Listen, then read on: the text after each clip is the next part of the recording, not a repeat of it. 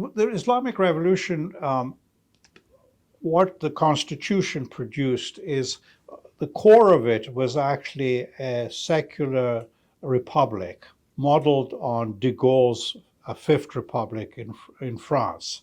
That was the original draft of the Constitution with a strong president. But what the clerics did, especially the disciples of Khomeini, is they transposed on that de Gaulleist Republican Constitution a clerical structure where the clerics had supervisory role over elected politicians.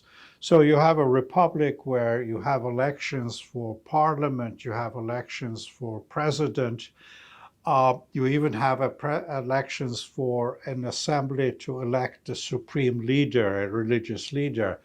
But on top of everything is the supreme leader, who is a cleric, and he can overrule the other institutions. He can also appoint people in charge of the judiciary, people in charge of the radio, television, the media, and therefore you get basically a dual structure where you have a republic, but on top of that you have a clerical state. And of course, this is a unique system. It's never existed in history, and people thought it wouldn't function, but it has functioned for over 30 years. The Constitution has, as I said, it has room for elections. So especially for parliamentary elections, the elections are very lively, especially if there is some differences between candidates.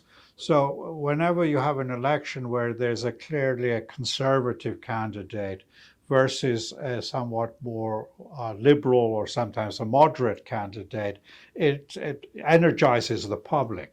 So you can get as much as 80% of the electorate participating. So in that way, it's a meaningful election.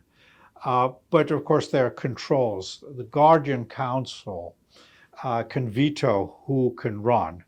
So if they actually veto all liberals, all moderates, then it becomes a phony election. Then participation can drop down to 40, 50%.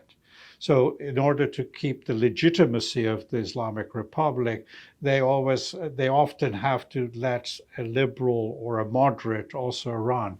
And that always has a danger for them, because then that energizes the public. It gets more people in to vote, but it also often brings in a liberal or a moderate into power. And that then constantly creates a conflict with the clerical establishment.